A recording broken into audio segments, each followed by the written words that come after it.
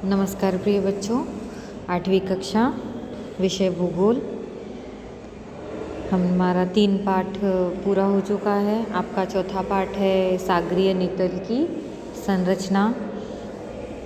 पृष्ठ क्रमांक 24 पर आप बच्चों देखेंगे सागरीय नितल की संरचना। यहाँ पर आपको एक आकृति दी गई है, महासागरीय तल की संरचना है, विविध भू आकृतियाँ।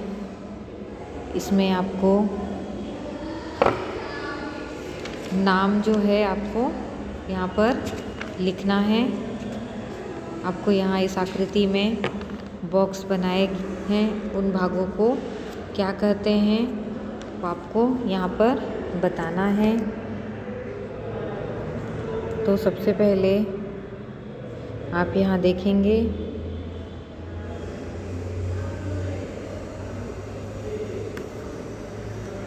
पहला जो है ये आपका पर्वत है।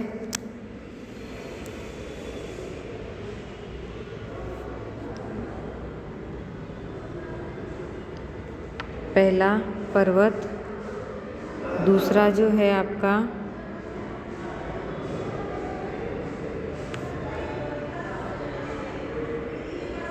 पठार, ये पठार है, ये पर्वत है।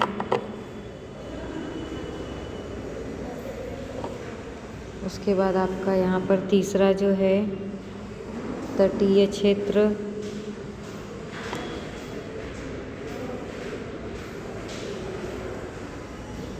उसके बाद समुद्री सतह जो है आपको दिखाया गया है यहाँ पर, समुद्री तल जो है आपका। उसके बाद महाद्वीपीय मग्न तट, ये आपका है महाद्वीपीय मग्न तट, ये महाद्वीपीय ढाल है। नेक्स्ट है आपका सागरीय पठार,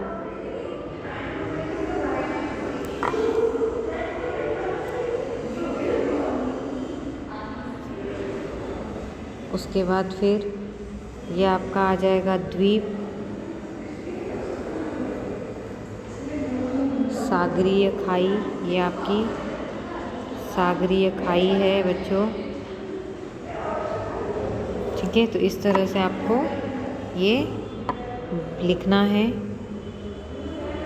यहाँ पर आपको बताओ तो महाद्वीपीय एवं महासागर क्रमशः स्थलमंडल एवं जलमंडल के भाग हैं। महाद्वीप एवं महासागर प्लेटों पर मतलब कि भूपट्टों पर अवस्थित हैं।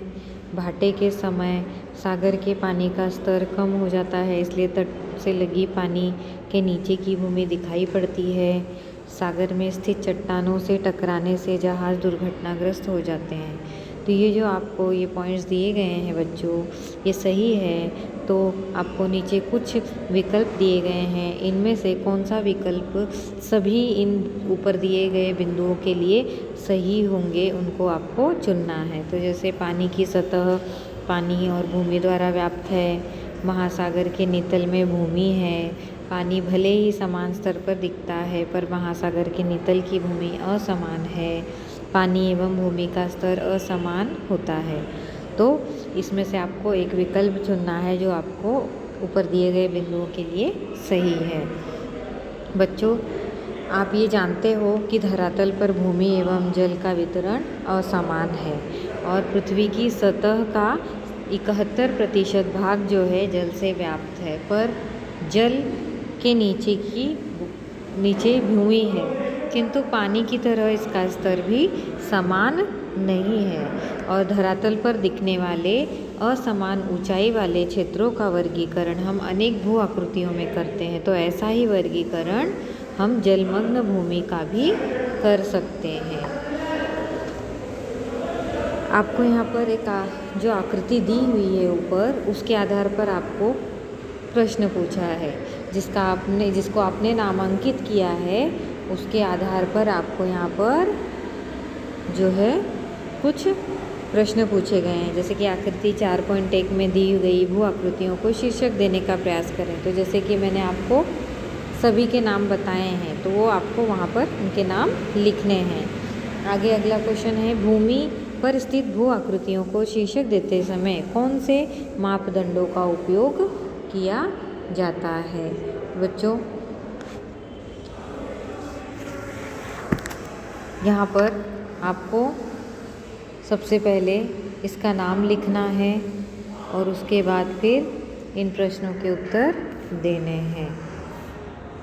तो यहाँ पर बताना है आपको कि जब भूमि पर स्थित भू आकृतियों को शीर्षक देते समय कौन से मापदंडों का उपयोग किया जाता है। तो इसका उत्तर आप ढूंढेंगे और बताएंगे कि कौन से मापदंडों का उपयोग यहाँ पर किया जाता है। तो इसका उत्तर आप क्या लिखेंगे बच्चों? धरातल की भू आकृतियों का जो भू आकृतियों को जो शीर्षक देते हैं, तो समुद्र सतह से उनकी ऊंचाई और आकार के आधार पर हम जो है निश्चय करते हैं, उनके शीर्षक जो है निश्चय करते हैं।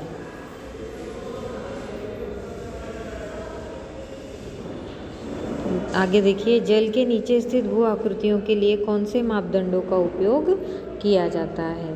तो समुद्र सतह से उसकी गहराई और आकार के आधार पर उसका उपयोग किया जाता है। तो इस तरह से उसका उत्तर होगा। तो ये आपको लिखना है।